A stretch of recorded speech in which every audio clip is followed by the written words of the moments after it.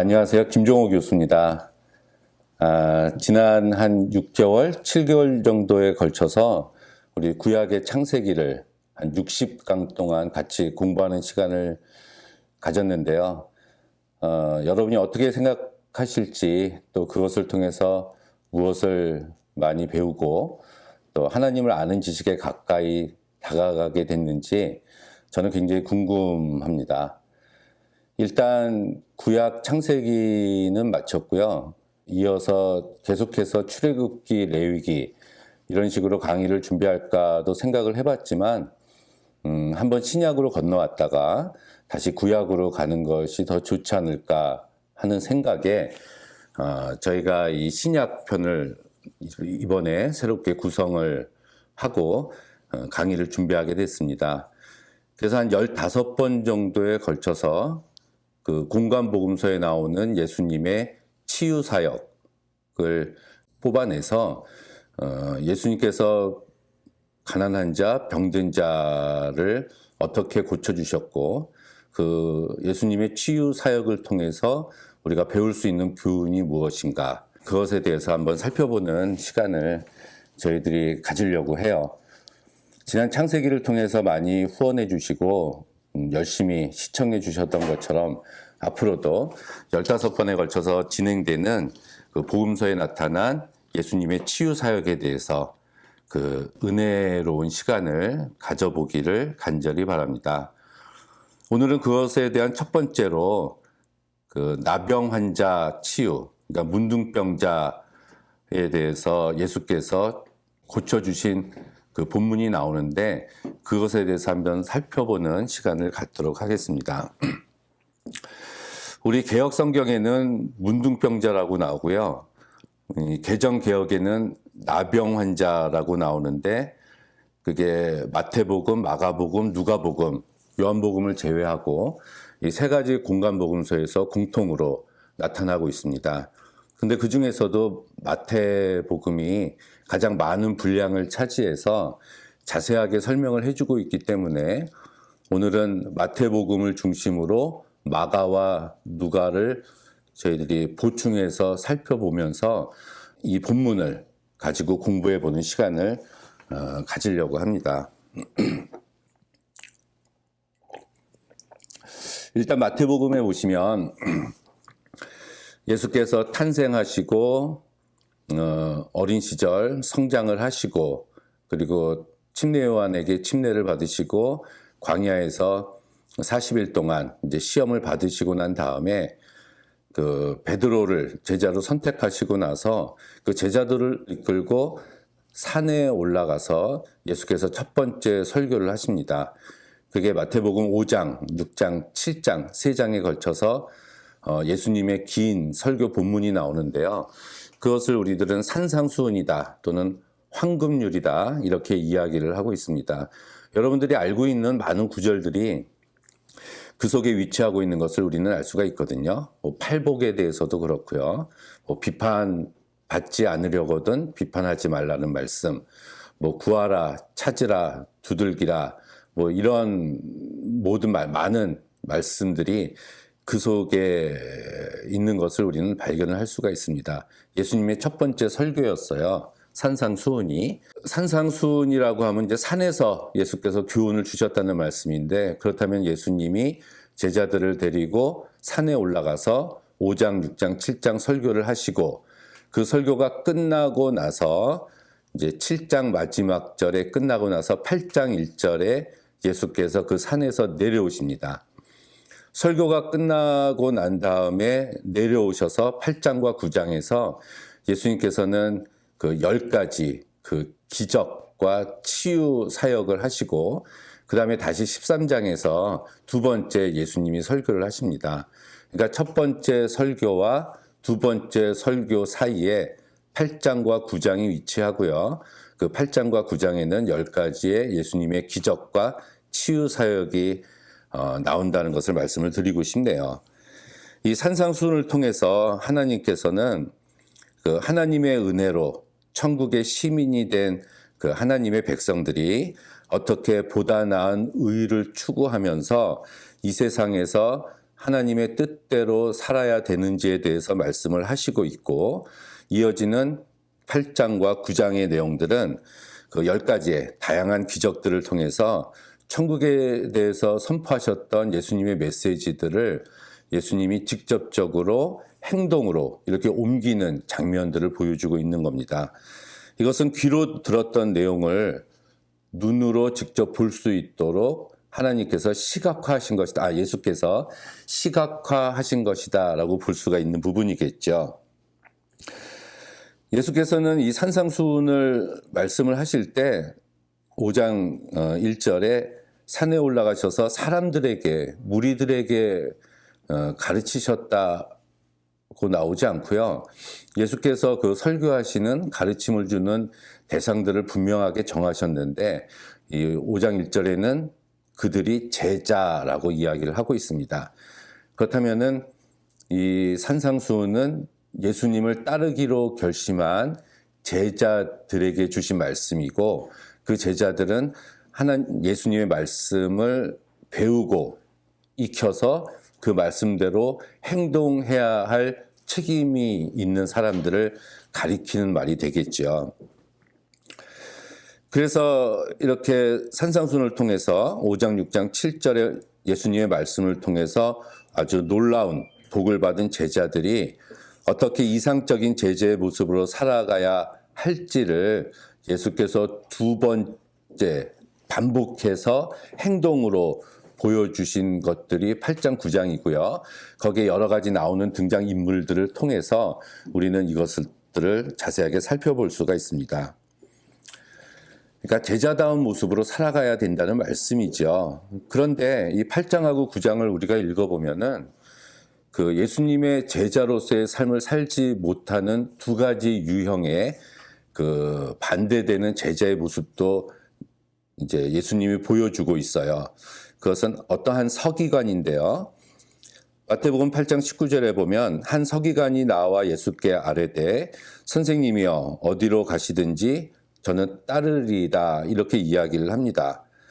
그런데 그는 어디든지 따르겠다고 고백은 했지만 그냥 외형상의 표현일 뿐이고 실제적으로는 예수님을 따랐다는 말씀이 나오지가 않습니다. 이것은 예수님을 따르는 제자들에게는 어떠한 희생이 있더라도 그 희생을 각오하고 예수님을 따라야 되는데 이 서기관은 그렇지 못한, 예수님을 따르지 못한 제자의 전형적인 모습을 보여주고 있는 것이죠. 우리가 예수님을 나의 주님으로 우리가 모시고 따른다는 것은 내 삶의 주인을 예수님으로 모신다는 것이고, 그렇다면은 나를 희생한다는 것입니다. 내 자신의 삶을 포기한다는 거죠. 자신의 삶의 포기와 희생 없이는 예수님을 따른다는 것은 불가능하다라는 것을 이 말씀 속에서는 가르쳐 주고 있습니다. 근데 이 8장에서 예수님을 따르지 못하는 2번째 제자도 설명을 해주고 있는데요. 그게 21절의 말씀입니다. 제자 중에 또 한 사람이 이르되 주여 내가 먼저 가서 내 아버지를 장사케 허락해 주옵소서. 아버지를 장사 지내고 나서 그 다음에 주님을 따르겠습니다. 이렇게 이야기를 한 사람이 등장을 하게 됩니다. 물론 이 장례는 굉장히 중요한 일이죠. 우리뿐만이 아니라 이 유대인들에게도 이 장례 문화는 굉장히 그들에게 있어서 가장 중요한 일이었습니다. 그렇지만 이 예수님의 그 요지의 말씀은 그 장사 지내는 일은 그들에게 맡기고 나를 따르라 한 예수님의 말씀의 요지는 주님을 따르는 일보다 그 다른 더 중요한 일은 없다는 말씀으로 우리가 알아야 될 것으로 보입니다. 가장 중요한 일, 이 세상에서 가장 중요하게 여기는 일보다 더 중요한 일이 주님을 따르는 일이다라는 말씀이죠. 이게 우선순위라는 것이 있습니다. 삶의 우선순위. 그것은 우선순위는 내가 가장 중요한 일을 먼저 한다는 얘기가 되겠죠. 우리는 삶을 살아가면서 수많은 약속들을 하고 사람들을 만나는데 모두 동등하게 다 만날 수는 없어요. 그래서 우리들은 그중에서 더 중요한 사람을 정해서 그 사람과의 약속을 먼저 하게 되는 것을 우리는 우선 순위를 둔다고 이야기를 합니다. 마찬가지로 이 세상 사람들과의 우선 순위보다도 가장 중요한 것은 이제 주님의 일이 먼저라는 것, 주님의 제자로서의 삶이 먼저라는 것을 여기서 우리들에게 가르쳐주고 있는 것입니다. 이 서기관과 이 아버지를 장사 지내겠다고 한 이 두 사람은 모두 애매모호한 태도를 지닌 사람들입니다. 그래서 이들이 따랐는지 예수님을 아니면 따르지 않았는지 성경은 침묵을 하고 있어요. 어떻게 됐는지 그 결과에 대해서는 기록해 주고 있지 않습니다. 그렇지만 이들은 문맥상 우리가 봤을 때 아마 예수님을 따르지 않았던 그런 제자의 전형적인 모습으로 보여지고요. 반대로 이 8장, 9장에서 예수님을 따른 제자의 모습이 나타납니다. 그들은 바로 예수님을 따라서 배를 타고 그 갈릴리 바다 건너편으로 간 제자들이 등장을 하는데 이 제자들은 예수님의 말씀에 순종해서 일단 예수님을 따라간 사람들이다 이렇게 볼 수가 있습니다. 계속 제가 8장하고 9장에 대해서 10가지 그 기적이 나온다고 말씀을 드렸는데요. 정리를 해보면 이 순서가 있겠죠. 첫 번째 나병 환자를 고치신 거, 그 다음에 이탈리아 백부장의 하인을 고치신 거, 그리고 베드로의 장모가 열병 들었는데 그것을 예수께서 치유해 주신 것, 그리고 배를 타고 가다가 이제 풍랑을 잠잠케 하신 것, 그리고 가다라 지방, 거사라 지방이라고 하는 곳에서 귀신 들린 자를 고치신 것, 그리고 침상에 누운 중풍병자 4명의 친구가 데리고 오죠. 그들을 고쳐주신 것, 그리고 12해 동안 혈루증 앓았던 여인을 고치신 사건, 그리고 이것은 야이로의 딸이 죽었다는 이야기를 듣고 그녀를 살리기 위해서 가는 도중에 12의 혈루병 앓던 여인을 고치셨는데 이제 그 집에 도착하셔서 이 야이로의 딸 죽은 소녀를 살리시는 것, 그리고 9번째로 두 소경 눈먼 자를 고치시고 마지막으로 귀신 들려 벙어리 된 자를 고치셨다. 그래서 우리가 8장하고 9장을 우리가 주의 깊게 분류를 해보면 예수님의 기적 사건, 치유 사건이 공교롭게도 딱 10개의 숫자에 들어가 있는 것을 우리는 발견을 할 수가 있습니다. 이것이 이제 의미가 있는 것은 저희들에게 주어진 신약 성서 중에서 마태, 마가, 누가, 요한복음 이렇게 4개의 복음서가 있는데요. 그 중에서도 첫 번째 나오는 이 마태복음이 가장 구약 성서와 닮았다고 우리가 이야기를 합니다. 그 이유는 마태 공동체를 구성하고 있는 마태 교회에 모인 그 지체들이 구약을 잘 알고 있었던 유대인들이기 때문에 그래요. 그래서 마태복음 1장 1절을 시작할 때도 아브라함이 이삭을 낳고 이삭이 야곱을 낳고 또 야곱이 요셉과 12 형제를 낳고 이런 식으로 나오고 있지 않습니까? 그것은 그 마태 교회 구성원들이 구약을 잘 알고 있었던 유대인들이기 때문에 그렇습니다. 그래서 이스라엘 역사를 잘 알고 있었기 때문에 그런 공동체였기 때문에 마태는 특별히 구약 성서, 특히 모세오경과 시편에 있는 말씀들을 굉장히 많이 인용을 해가지고 마태복음을 썼습니다. 그렇기 때문에 마태복음과 이 구약성서가 굉장히 유사한 점이 많은데요. 그 중에서 이제 몇 개만 구분을 해보면 이 구약성서에서는 하나님의 말씀을 모세오경이라고 이야기를 합니다. 처음에 나온 5권의 책이죠. 이것을 하나님의 말씀이다, 또 하나님의 율법이다 하는데 그 숫자를 유대인들은 5수로 구분을 했어요. 그래서 우리가 알고 있는 시편도 150편이지만 그게 5권으로 구분되어 있거든요. 유대인들은 하나님의 말씀은 5이라는 숫자에다가 이렇게 맞추려는 이런 노력을 많이 했습니다. 그것처럼 마태복음도 보면은 예수님의 설교가 5번이 나옵니다. 요 다음 거 잠깐 보시면 제가 그 PPT는 아니네요. 다시 앞으로 와서 예수님의 설교가 아까 산상수훈 5장, 6장, 7장이 첫 번째 설교라고 말씀드리지 않았습니까? 그 첫 번째 설교가 산상수훈, 이 세상에서 어떻게 살아가야 될지에 대해서 말씀하신 것이고, 그 다음 10장에서 전도, 12제자를 선택하시고 그들을 파송하시면서 전도 설교를 하시고요. 13장에서는 천국에 대한 설교를 하십니다. 천국은 이것과 같다. 그리고 18장에서는 교회 공동체를 향해서 교회는 어떠해야 된다 이렇게 말씀을 하시고, 마지막에 23장, 24장, 25장 3장에 걸쳐서 심판에 대한 이런 설교를 하십니다.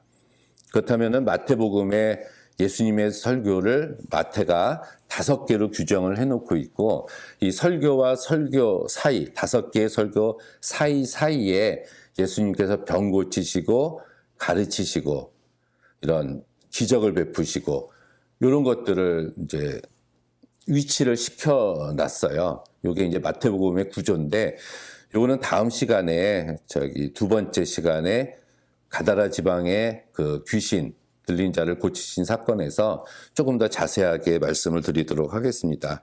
자, 이 말은 뭐냐면은 계속 말씀드렸다시피 구약에서 하나님의 율법이 5개인 것처럼 마태복음에서도 예수님의 말씀을 5개로 했다는 거.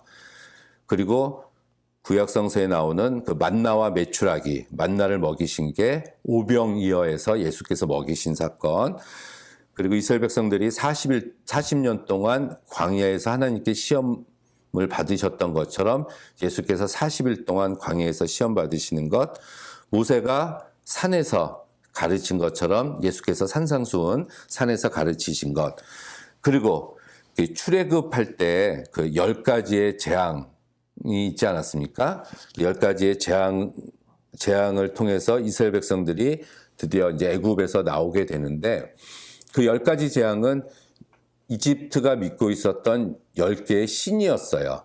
그 10개의 신과 하나님이, 야훼 하나님이 이제 1라운드부터 10라운드까지 이제 매치를 해가지고 하나님께서 그 10명의 이방 신들, 이집트의 신들을 물리치시고 이 세상에 오직 여호와만이 하나님이심을 선포한 위대한 사건이었습니다. 하나님께서 이집트의 10명의 신들을 물리치셨던 것처럼 마태도 그 이야기를 하고 싶었어요. 그래서 이 산상수훈이 끝나고 난 다음에 이 8장과 9장에 일부러 10가지 사건을 위치를 시켜서 하나님만큼 뛰어난 능력을 가지신 분이 바로 하나님의 아들 예수님이시다. 이것을 보여주고 싶었던 걸로 보여집니다. 이게 유사한 게 있죠. 그리고 또 하나 찾으라면은 그 어린 예수가 헤롯이 어린아이를 죽이려고 한다는 것 때문에 애굽으로 피신을 하고 그 헤롯이 죽었다는 이야기를 듣고 애굽에서 나와서 나사렛으로 가지 않습니까? 이렇게 이제 예수께서 애굽으로 이제 피신하셨다는 얘기가 마태, 마가, 누가, 요한복음 중에서 마태복음에만 유일하게 나옵니다.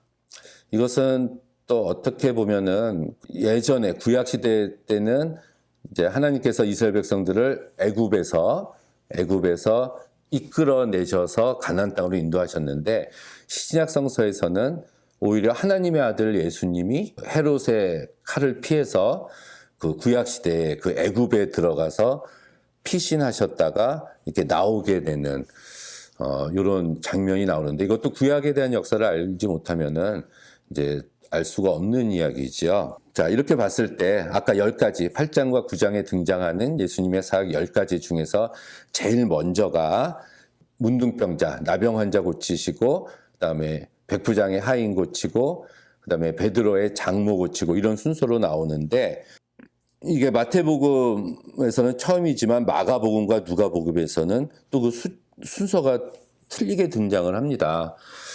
요 마가복음에 보시면 그 제일 처음에 등장하는 게 이 나병 환자를 고치신 게 아니라 더러운, 또 다음 거요. 그 더러운 귀신 들린 사람 고치신 것이 처음에 등장을 합니다. 그 다음에 그 베드로, 시몬의 장모 고치고 각종 병든 사람 고치고 그다음 네 번째 고친 게 나병 환자예요. 근데 요 다음에 이제 누가복음에도 보면은 마가복음하고 순서가 똑같습니다. 더러운 귀신 들린 사람 고치신 게 첫 번째, 그리고 시몬의 장모 고치신 거, 그다음에 온갖 병든 자, 그다음에 네 번째 나병 환자를 고치신 이런 순서로 나오는데 마태복음에는 나병 환자 고친 게 제일 처음에 나와요. 그리고 이 누가복음에도 베드로 제자 선택한 것이 이제 여기서 나오는 이게 시몬의 장모, 요 시몬이 베드로거든요.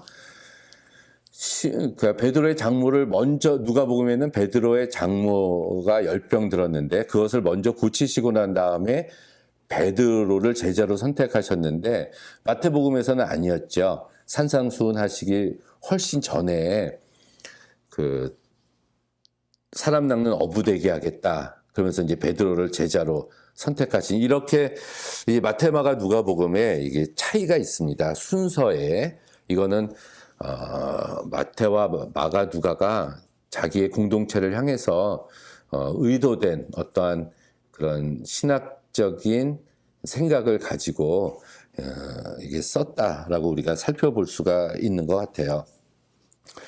아무튼 이렇게 이제 8장과 9장에서는 예수님께서 그 사탄과 마귀에게 포로가 된 사람들을 구출해서, 그러니까 귀신 들린 자 이런 사람들을 구출해서 하나님 나라의 백성으로 살아갈 수 있도록 그들을 그곳에서 이끌어내어 주시는 모습들이 나타납니다.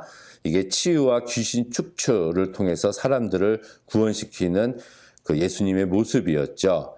근데 똑같이 이 8장과 9장에서는 예수님의 이러한 사역에 대해서 아주 격렬하게 대항하고 있는 사탄의 무리들의 모습도 나타나요.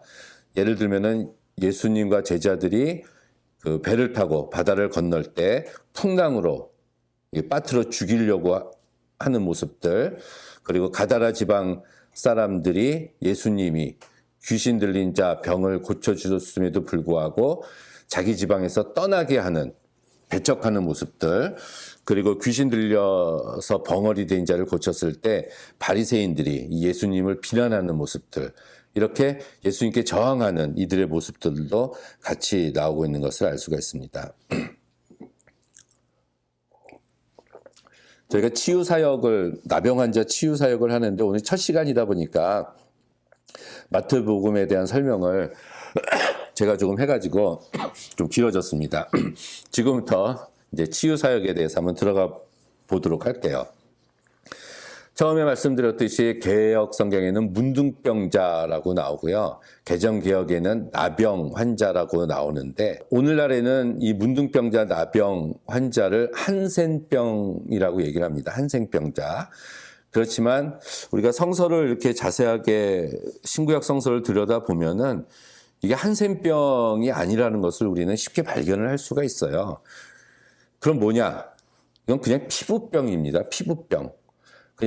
그러니까 우리 성서에서, 신구약 성서에서 문둥병자라고 번역된, 나병 환자라고 번역된 이 병명은 이 한센병이 아니라 이제 곰팡이 균에 의해서 전염된 피부병이라고 이야기를 해야 돼요. 왜냐하면은 이 성서 시대에는 한센병이라는 것 자체가 존재를 하지 않았습니다. 의학적으로 보면 이 한센병은 AD 6세기, 그러니까 지금으로부터 이제 1400년 전, 그러니까 600년 경에 처음 나온 병이라고 이야기를 합니다. 그래서 지금은 적절한 치료만 하면은 일반적으로 다른 사람들에게 전염시키지 않고 어떤 성적인 접촉이나 임신을 통해서도 감염되지 않는다고 이야기를 해요. 근데 이제 레위기 13장, 14장에 나오는 이 문둥병이라고 나오는 차라트라는 이 단어는 주로 곰팡이와 관련된 피부병이었습니다. 그런데 이 한센병은 일반 균류가 아니라 나균이라고도 하는 한센균이 이 피부나 말초신경에 침범해서 우리들의 조직을 변형시키는 그런 병이에요. 구약성서 우리 레위기 13장 14장에 나오는 거기에 나오는 문둥병자의 증상도 오늘날 한센병의 증상하고는 전혀 다릅니다. 그래서 피부병이라고 봐야 돼요. 이 한센병의 증상은 여러 해 동안 조금씩 진행이 되는데 이 구약성서에 나오는 이 피부병은 발병이 13장 14장에 보면은 고작 7일로 나오고요.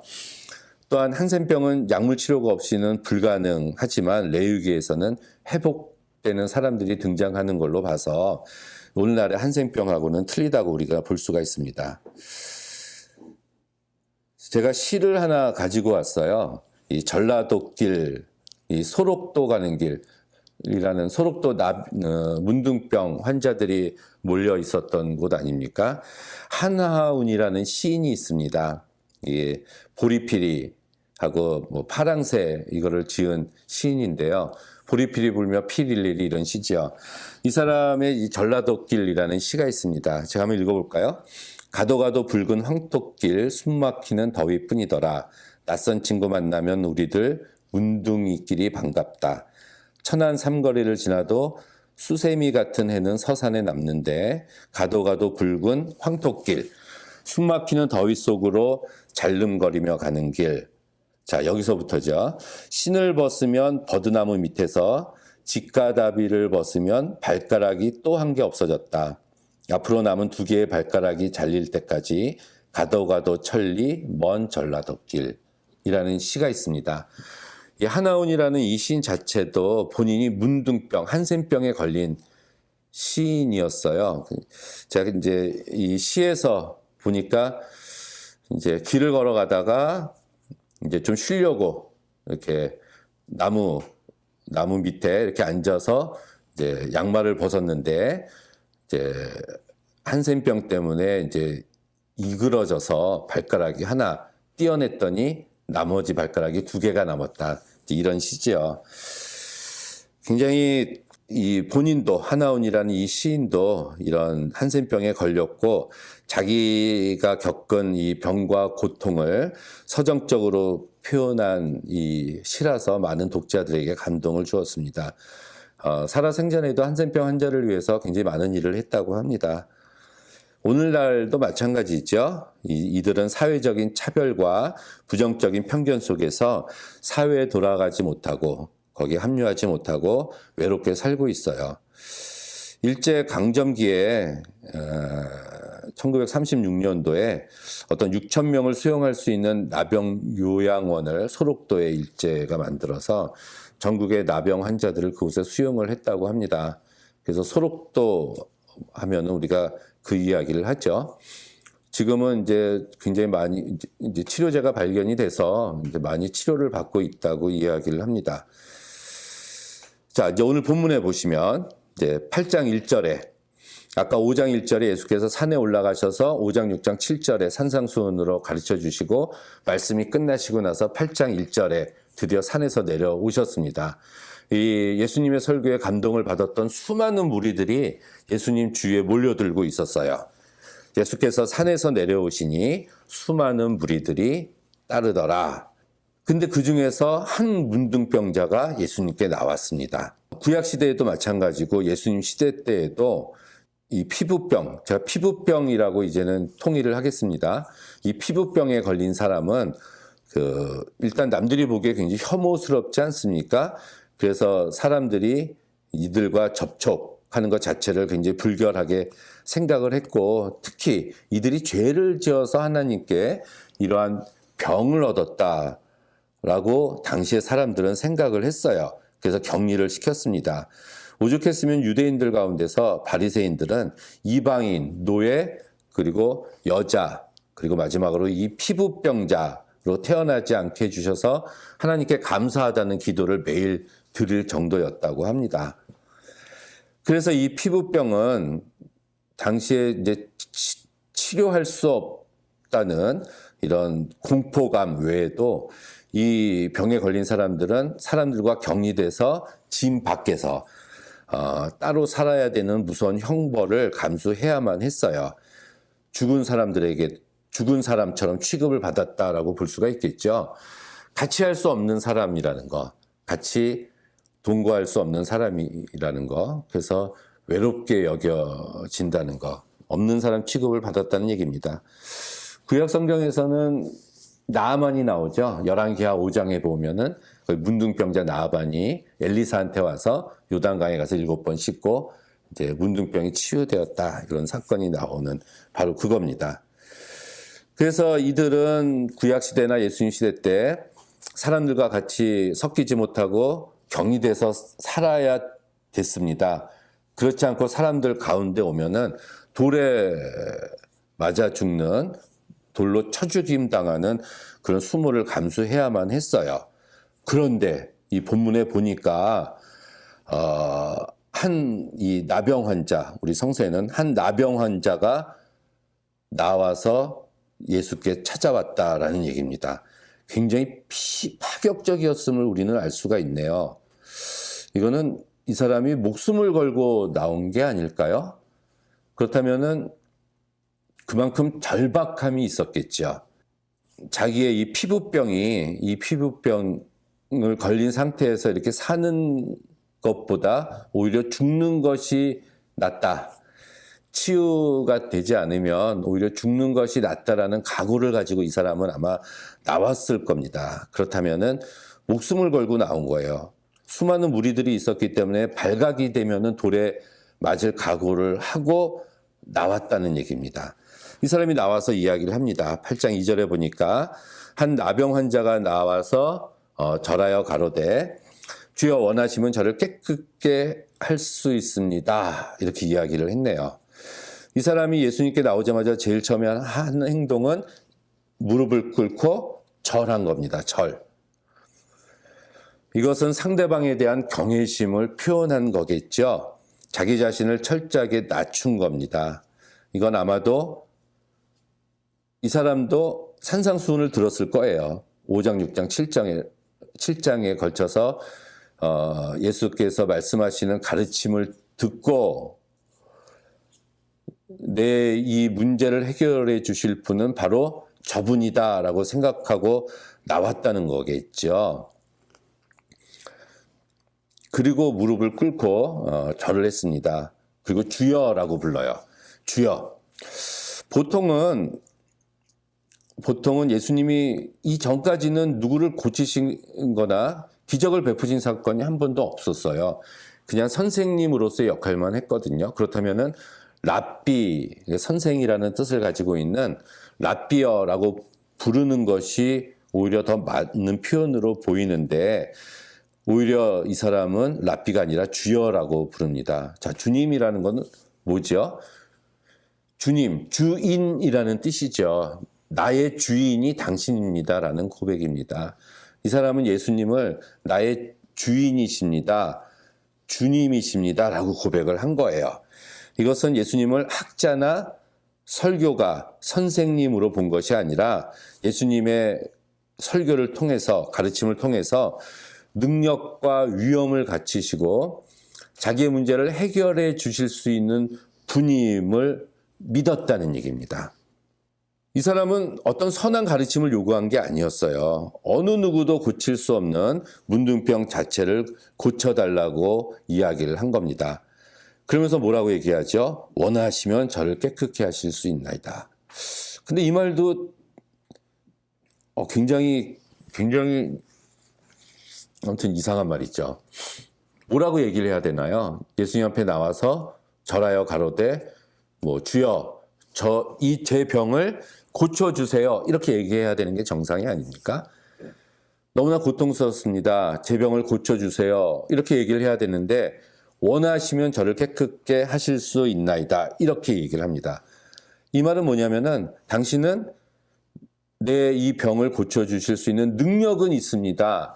다만 고쳐주려는 마음을 먹어주세요, 이런 말이 아닐까요? 고칠 능력은 분명히 있는데 다만 고쳐줄 의사가 있는지 없는지 그것만이 문제일 뿐이라는 굉장한 믿음을 가지고 있었다는 거죠.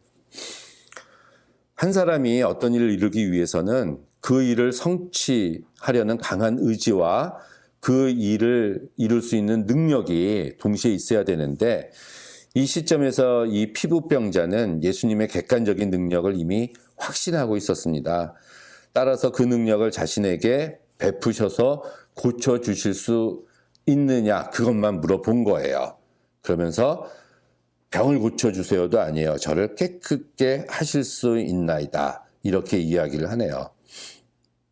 이 본문을 마가복음에 보니까 마가복음에는 민망히 여기사라는 예수님의 표현이 있는데 마태는 그 표현을 생략을 하고 있습니다. 나머지는 뭐 똑같고요. 자, 요렇게 됐을 때 이제 민망히 여기셨던 예수님께서 이 피부병자의 말을 듣고 뭐라고 말씀을 하시냐면, 예수께서 손을 내밀어 그에게 대시며 이르시되 내가 원하노니 깨끗함을 받으라 하시니 즉시 그 나병이 깨끗하여진지라. 이렇게 본문은 기록을 하고 있습니다. 피부병자가 한 말을 그대로 했네요. 피부병자가 뭐라고 얘기했죠? 주여 원하시면 저를 깨끗게 하실 수 있나이다. 그랬더니 예수께서 내가 원하노니 깨끗함을 받으라. 피부병자가 한 이야기를 그대로 했습니다. 이것은 예수께서 이 피부병자의 마음과 믿음을 알고 계셨다는 이야기죠. 병을 고쳐주세요. 네 병이 나았다, 이런 말씀이 아니네요. 피부병자가 한 말을 예수께서 그대로 하셨다는 말은 피부병자의 이 고백이 예수님께서 원하시는 말이었다는 것을 우리가 볼 수가 있습니다. 그런데 요 8장 3절의 요 본문에서 하나를 빼고 읽어도 아무 문제가 없는 부분이 있어요. 그게 뭐냐면 손을 내밀어 그에게 대시며를 빼볼까요?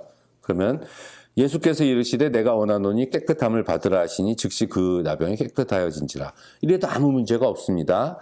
그런데 이 마태가 뭐라고 여기서 한 구절을 넣냐 하면 손을 내밀어 그에게 대시니, 이런 말씀이 나옵니다. 손을 내밀어 그에게 대시니.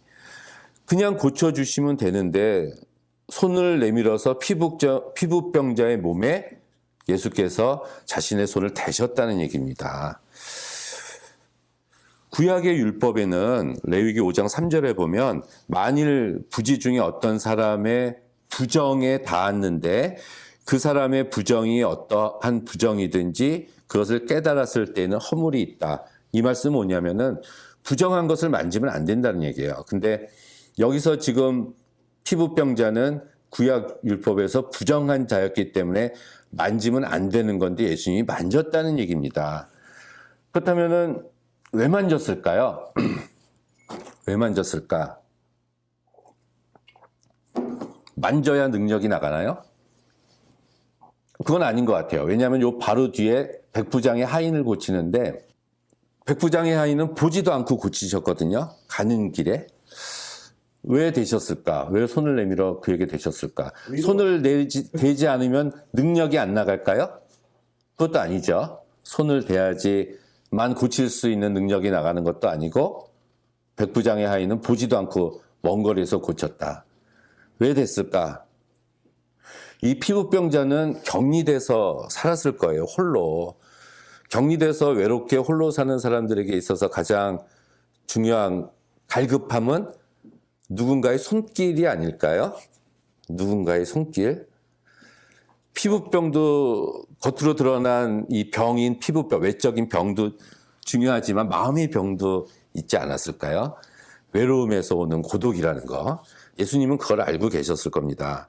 그렇다면 일부러 되신 거예요. 일부러. 아까 하나운 소설에서도 봤듯이 이제 몸의 형체가 변하는 이 피부병은 혐오스럽습니다. 굉장히 끔찍해요.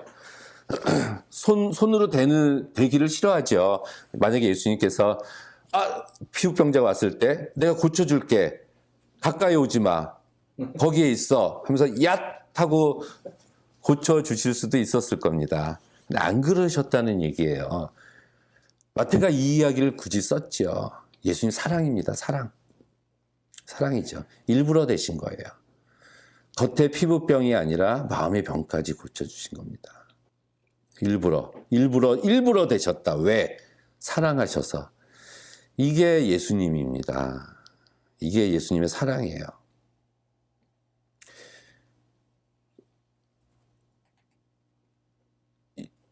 10가지 기적 중에서 처음에 3가지가 이 피부병자 고친 거. 이게 죄인이에요, 죄인. 당시 죄인이라고 그랬지 않습니까? 두 번째는 이달리아 백부장의 하인인데 이 사람이 이방인이에요. 세 번째는 시몬의 장모, 여인입니다. 예수님이 마태복음에서 제일 처음에 기적을 베풀고 고쳐준 사람들은 죄인, 이방인, 여자들이었다는 얘기죠. 그럼 예수님은 누구를 위해서 이 땅에 오셨습니까? 죄인과 이방인과 여자를 위해서 오신 겁니다. 마태복음에 나오는 예수님의 가장 먼저 하신 사역이에요. 그렇다면 예수님은 그들을 위해서 오셨다는 거죠. 네. 이렇게 고침을 받고 나서 예수께서는 삼가 아무에게도 이르지 말고 제사장에게 가서 내 몸을 보이고 모세가 율법에서 명한 예물을 드려서 그들에게 입증하라 이렇게 이야기를 했습니다. 삼가 아무에게도 이르지 말라 이렇게 얘기를 했는데 요 마가복음에 보니까 엄히 경계하사 다른 사람에게 얘기하지 말라 이런 말씀이 나와요. 다른 사람에게 얘기하지 말라고 했거든요. 그런데 이 피부병자는 병이 나은 다음에 예수님의 이런 엄중한 경고에도 불구하고 이 일을 널리 사람들에게 퍼뜨렸고 그때부터 사람들이 더 많이 예수님 주위에 몰려들었고 그래서 예수님께서 다른 동네로 가실 수가 없었다라는 구절이 나옵니다. 마가복음 1장 45절인데요. 그러나 그 사람이 나가서 이 일을 많이 전파하여 널리 퍼지게 하니 그러므로 예수께서 다시는 드러나게 동네에 들어가지 못하시고 오직 바깥 한적한 곳에 계셨으나 사방에서 사람들이 그에게 나왔다. 요 말을 이제 마태는 생략을 하고 있습니다. 아마도 예수님의 명령을 이 피부병자가 거역을 했죠. 말하지 말라 그랬는데 말했으니까. 이런 예수님의 명령을 거역한 사람들의 이 기사를 실기가 좀 꺼림직하지 않았나 이렇게 봐요. 그럼 예수님께서 왜 삼가 아무에게도 이르지 말라고 말씀을 하셨을까? 그것은 아마도 이런 어떤 이적에 관한 이런 소문만 퍼지는 것을 아마 경계하셨던 걸로 보여집니다. 이제 병이 치유를 받으니까 모든 병자들이 다 예수님께 왔을 거 아니에요. 그러면 모든 병자들의 관심은 온통 자기 병 치유에만 있었지 예수께서 이 땅에 오신 목적이 무엇인가에 대해서는 관심을 가지지 않았을 겁니다. 그래서 예수께서는 그들의 그릇된 잘못된 신앙관을 방지하고 또 치유받은 자의 교만을 방지하기 위해서 이 말씀을 하셨던 것으로 보여져요. 근데 아무튼 방해가 됐습니다. 이것 때문에 이제 유대인 종교 지도자들의 견제, 시기를 받았고 이것 때문에 복음 전파에 많은 방해가 되기도 했어요. 그렇지만 예수께서는 개의치 않고 계속 이제 복음을 전하고 다니셨죠.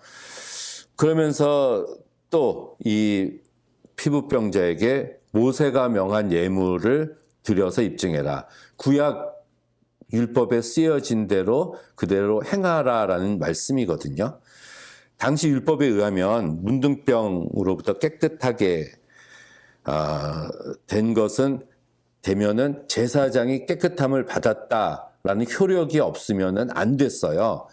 그래서 이 공식적인 인증을 받기 위해서 이제 정한 예물이 있습니다. 뭐 비둘기 2마리를 이렇게 드리고 7일 있다가 다시 와서 제사장한테 보이고 이런 규례들을 다 지켜라라고 예수께서 말씀을 하신 겁니다. 이것을 놓고 보면은 예수님은 구약의 율법을 파괴하려고 하신 게 아니라 폐기하러 오신 게 아니라 완전케 하려고 오셨다라는 이제 것을 우리는 또한 알 수가 있습니다. 자, 이게 첫 번째 오늘 예수님의 치유 사역인데요. 첫 번째 이것을 통해서 우리가 알 수 있는 교훈은 무엇일까요? 우리가 문제가 있다면, 우리가 어떤 문제가 있다면은 첫 번째로는 예수님한테 나가야 된다는 게 첫 번째인 것 같아요. 이 피부병자가 다른 사람들이 두려워서 예수님한테 가는 것을 포기했다면 병이 나을 수가 없었겠죠. 하지만 그는 용기를 냈습니다.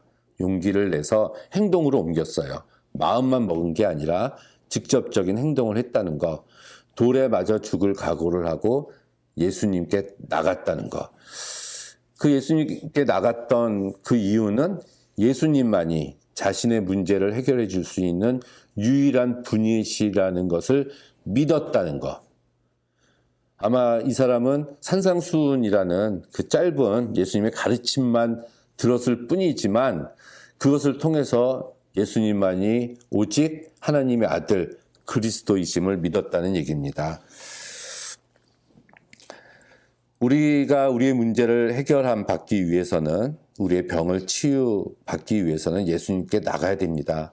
그리고 예수님만이 내 문제를 해결해 주실 수 있는 유일한 분이심을 우리는 고백을 해야 돼요. 그때 주께서 손을 내밀어 주십니다. 우리들에게. 그때 기적이 일어납니다. 우리가 예수께 가야 되고 예수님만이 나의 주님이라고 믿어야지. 그러한 믿음 속에서 예수님과의 만남이 이루어질 때 기적이 일어나고요. 주께서 우리에게, 이 사람에게, 피부병자에게 손을 내밀어 주셨듯이 우리도 내 옆에 있는 연약한 형제 자매들에게 예수님과 같이 내 손을 내밀어 주어야 됩니다. 그래야 우리 사이에도 치유와 화해의 기적이 일어날 줄로 믿습니다. 첫 번째, 오늘 나병 환자의 치유였고요. 다음 시간에 이제 두 번째 예수님의 치유 사역에 대해서 살펴보는 시간을 갖도록 하겠습니다. 감사합니다.